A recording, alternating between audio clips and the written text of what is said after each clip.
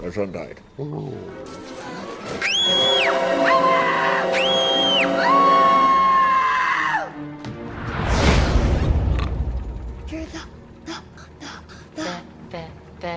The Grinch! Hey everyone, I'm Rebecca and welcome to Watch Mojo. Today we're counting down our picks for the top 20 Jim Carrey characters. His mother's name is Dorothy. Pretty name. I'm gonna take Dorothy, slide her into the center of the deck, and put her back in my pocket. Now punch me in the face. Edward Nigma, come on down! You're the next contestant on Rain Drain! Gee, I'll take what's inside. Thick skull number 1. Let it blow, let it blow.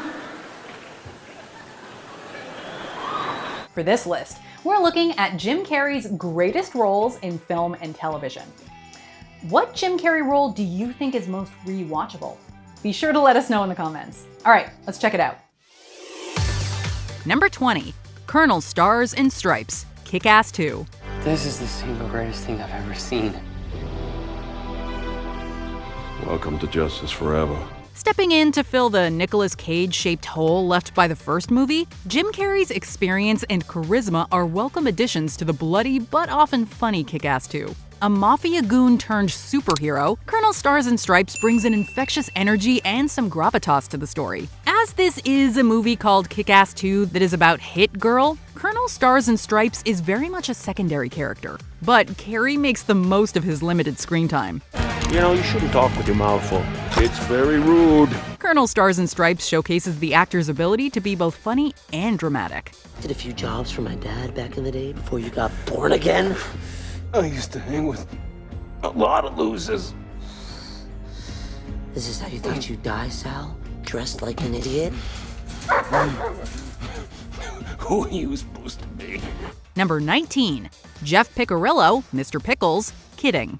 In what was a surprising return to the small screen, Carrey plays a children's TV host who has been portraying the same innocent character for 30 years. In my experience, everyone has a little tune in their heart.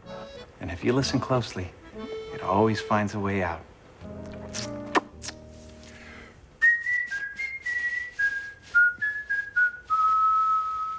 While Mr. Pickles is an eternally innocent and wholesome role model for children and adults alike, Jeff Picarillo is a man in his 50s struggling with death, guilt, and the lack of an outlet for his grief. Next to you, I am the bad guy. I always am. No, you're a wonderful person, and I miss you more than anything. Oh, I loved you, Jeff. Kidding makes for an interesting, melancholy, and occasionally humorous character study, and the series improves by quite a bit in its second season. Carrey is fantastic throughout and shows off his impressive range. What do you do when the barrel that carries you suddenly harries you? Stick together! Number 18, Dick Harper, Fun with Dick and Jane.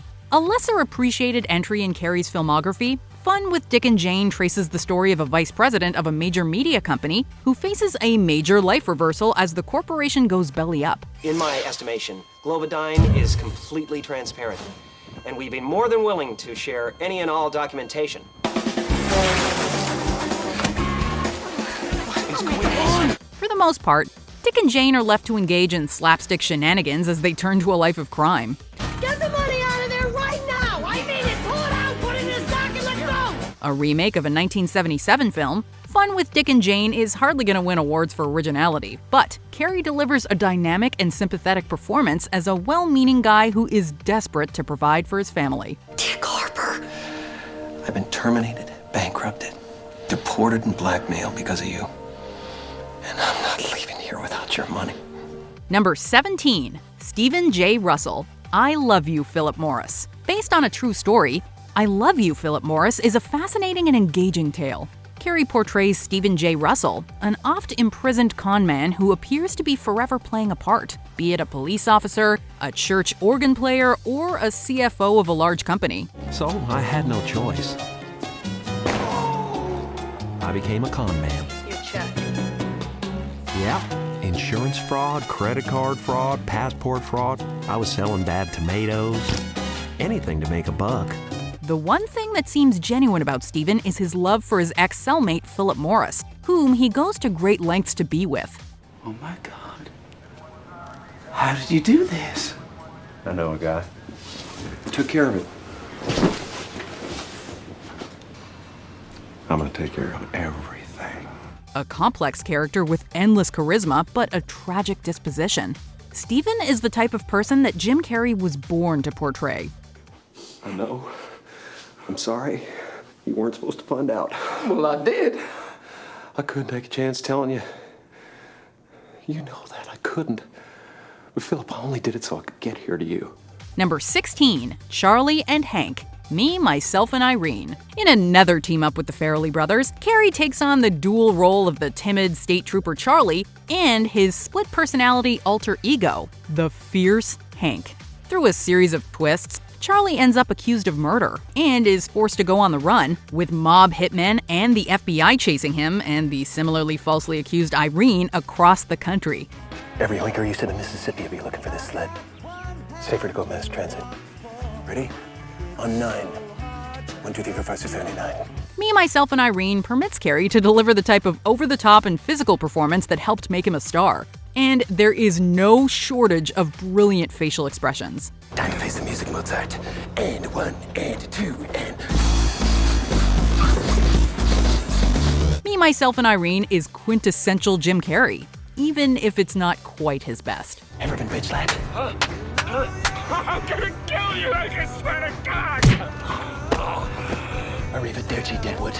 Number 15, Andy Kaufman, Man on the Moon. A surreal and metafictional biopic about Andy Kaufman. Man on the Moon dramatizes the legendary comedian's life through a stellar central performance by Jim Carrey.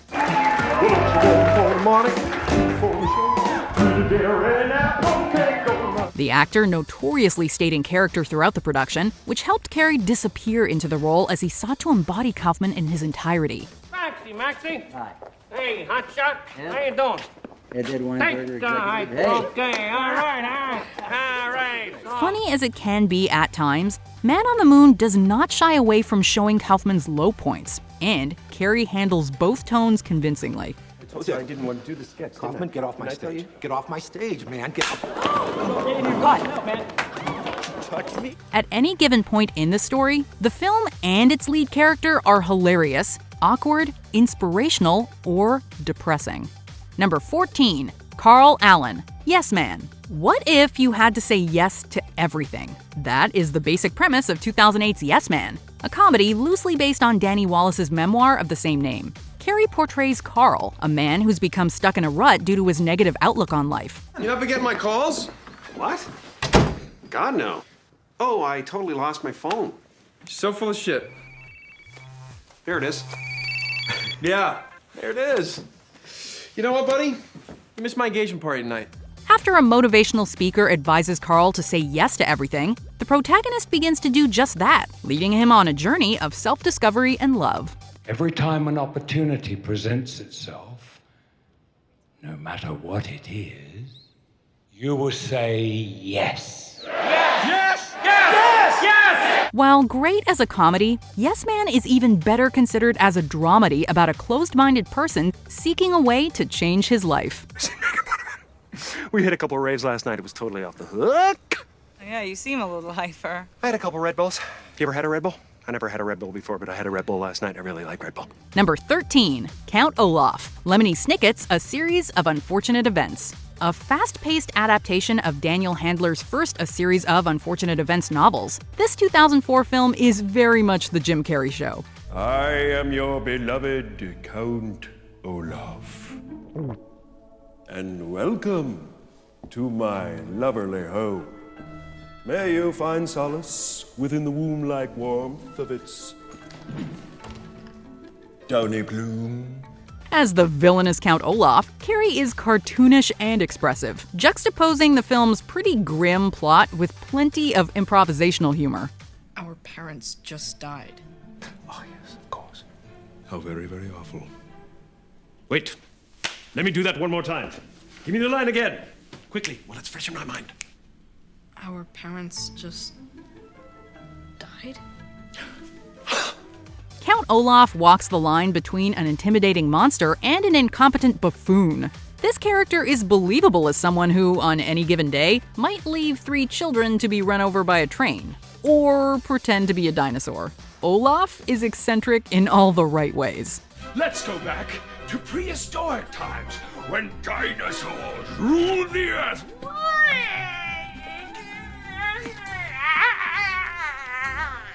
Number 12, The Grinch. How the Grinch Stole Christmas. My son died.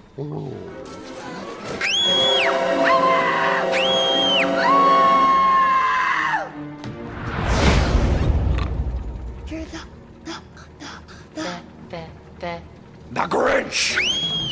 Ron Howard's adaptation of the Dr. Seuss classic gives the Grinch a tragic backstory and makes the Who's of Whoville slightly terrifying. Saddled with tons of makeup and a restrictive suit, Jim Carrey somehow manages to preserve his expressiveness and delivers a truly manic turn as the Grinch. The unmitigated gall! You've called down the thunder. Now get ready for the boom! Gaze into the face of fear. The titular character carries the weight of the movie on his green shoulders, as the Grinch supplies the laughs and also most of the story's emotional beats. They nursed you. They clothed you. Here they are. Your own pretty. Are you two still living? The Grinch is an irresistible force who demands attention in every scene, regardless of whether he's stealing Christmas or trying to decide what to wear. Oh. That's it, I'm not going. Number 11, Dr. Robotnik, Sonic the Hedgehog. In somewhat of a return to classic form, Carrey's Dr. Robotnik chews the scenery with all the enthusiasm of a Saturday morning cartoon villain. A scientist with a penchant for madness, Robotnik is egotistical, violent, and demeaning. All traits that lend themselves well to a scene stealer. It says on the top banana, in a world full of hungry little monkeys. Allow me to clarify. In a sequentially ranked hierarchy based on level of critical importance, the disparity between us is too vast to quantify. Agent Stone? The doctor thinks you're basic. Whether tearing down a major or meeting a talking blue hedgehog for the first time, Robotnik is delightfully unhinged. A genius who would love nothing more than to replace all of humanity with robots. Oh! Give me a big fat break! The age of Robotnik has only just begun. Ah! I just thought you might like a latte with steamed Austrian goat milk. What do I look like, an imbecile? Of course I want a latte. I love the way you make them! Number 10, Edward Nigma, The Riddler, Batman Forever. Released at the height of Carrey mania, Batman Forever lets the comedian go full ham as Edward Nigma. Edward Nigma, come on down! You're the next contestant on Brain Drain! I'll take what's inside. Thick skull number 1! Once Nigma completes his transition into the Riddler, the villain eliminates any sense of self-restraint and embraces chaos with a vigor that would make the Joker proud. Why not humiliate him first? Expose his frailties. And then when he is at his weakest, crush him! As a throwback to the Adam West era of Batman, the Riddler and his schemes are unapologetically outlandish and cartoonish, which bounce off well against Bruce Wayne's quiet intensity. If nothing else, Batman Forever does make the most of Jim Carrey while it has him. Was that over the top? I can never tell. Number 9, Joel Barish, Eternal Sunshine of the Spotless Mind. Carrey has proven his dramatic chops time and time again throughout his career. In perhaps the actor's most against-type role ever, Carrey portrays the hesitant and introverted Joel opposite Kate Winslet's impulsive Clementine. It might be the hair. What might? It changes a lot, the color. That's why you might not recognize me. It's called Blue Ruin. Right. Color. Snappy name, huh? I like it. After learning that Clementine, his ex-girlfriend, has erased him from her mind, Joel decides to undergo the same procedure, a decision he comes to regret. Don't ever leave me. Pretty. Yes, we act. Please. Please let me keep this memory. Just this one. At no point during Eternal Sunshine of the Spotless Mind does it seem like Carrey is on the verge of cracking a joke, as the actor convincingly and wholeheartedly becomes the reserved and hurting Joel. Are you screwing with me? No! You are screwing with me. Joel, I'm not. You clearly are. Look, okay, let's just take a minute and... Number 8. Fletcher Read, Liar Liar. Sometimes the only thing a movie needs to do is let Jim Carrey do his thing. Liar Liar's simple premise of a lawyer who cannot lie for a day might sound thin, but it provides more than enough fuel for one of the greatest physical comedians ever.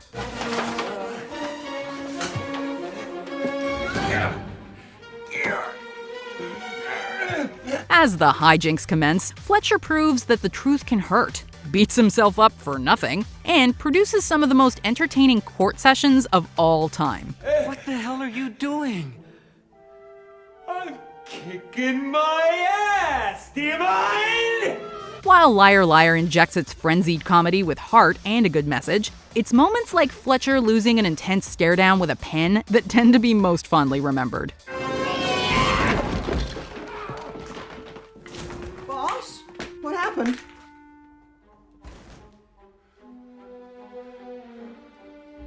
The pen is blue. Number 7. Ernie Chip Douglas, the cable guy. There's one major thing that separates Chip from Carrey's other mid-90s roles. The cable guy is purposefully unlikable. A lonely person who is intrusive and incapable of taking a hint. Chip is uncomfortable, aggressive, and way too intense. Hello, Mama. Is this what you want? Huh? Even if the film takes things to extremes, Chip still comes across as someone you could genuinely meet on the street or at a medieval-themed dinner. Silence of the lambs. Carrey would eventually take on darker and more dramatic roles, but the cable guy represents the comedian's first significant attempt to subvert expectations. It also doesn't hurt that the film is pretty hilarious at times. You're gonna have to do better than that, Steven! Steven? Steven! My lisp is gone! Oh, you stupid son of a bitch. Number 4. Fire Marshal Bill, in Living Color. Before movies came calling, Jim Carrey got his big break in the sketch comedy series In Living Color. Carrey had multiple recurring characters, but none proved to be quite as explosive as Fire Marshal Bill. I know what you're thinking. We're all perfectly safe in this classroom, right? Right! Wrong! Just about everything you see in here is a potential hazard. Emphasizing physical comedy and making splendid use of Carrey's elastic facial expressions, Fire Marshal Bill shows up to teach kids and viewers that hell is only one fish tank or waffle iron away. You pull out your waffle iron, you go to pour in the mix, somebody says, hey look, Rudolph's pinching a loaf on the neighbor's lawn. Where? Doesn't that hurt? Like the Dickens. Fire Marshal Bill basically condenses the style of comedy that would define Carrey's early movies into bite-sized sketches, and the routine never gets old. Staple gun! Staple gun! Band-Aid with colorful Flintstone characters. Voila! Thanksgiving at Jeffrey Dahmer's house. Number 5. Bruce Nolan, Bruce Almighty. After having a meltdown on air and getting fired, TV reporter Bruce Nolan gets a temporary job as a stand-in for God. What job? My job. You think you can do it better, so here's your chance. When you leave this building, you will be endowed with all my powers. Whatever you say, pal. In the span of a week, Bruce performs some amazing miracles, proves to his girlfriend that he will never give her up, and turns Buffalo on its head. Oh, darn. All this horsepower and no room to gallop. Hey, Hosea!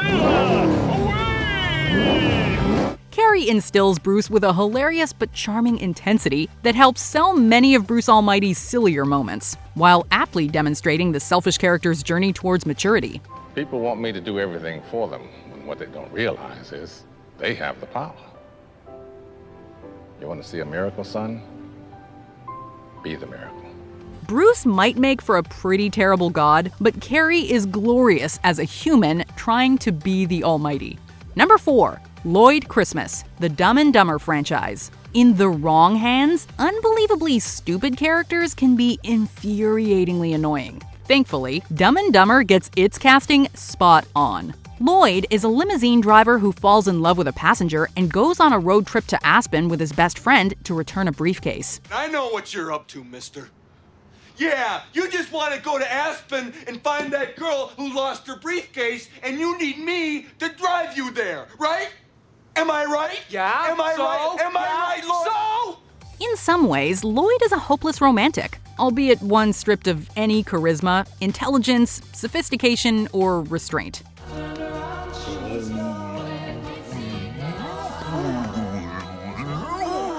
The road trip boils down to a series of hilarious lowbrow gags, each one underpinned by the usually comforting but not always positive friendship between Lloyd and Harry.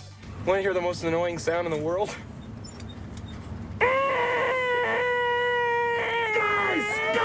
Guys! Number 3, Truman Burbank, The Truman Show.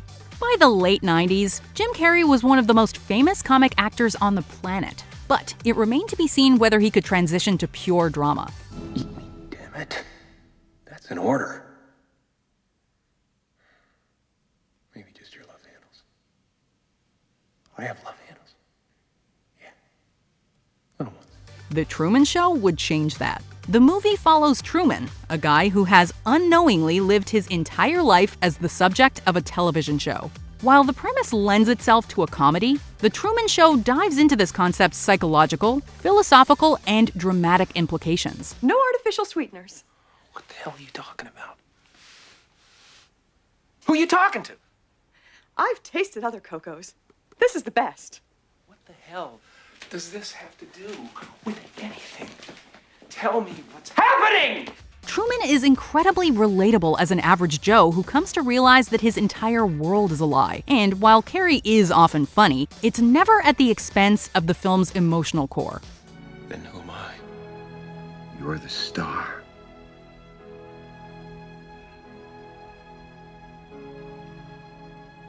Was nothing real? You were real. That's what made you so good to watch. Number 2, Stanley Ipkiss, The Mask, The Mask. If a film wants to pass for a live-action cartoon, Jim Carrey is the person to call. The Mask was one of a trifecta of 1994 flicks that propelled Carrey into the stratosphere, and it's certainly not difficult to see why. The comedian portrays the down-on-his-luck and bullied Stanley Ipkiss, who finds a mask that transforms him into a comic book character.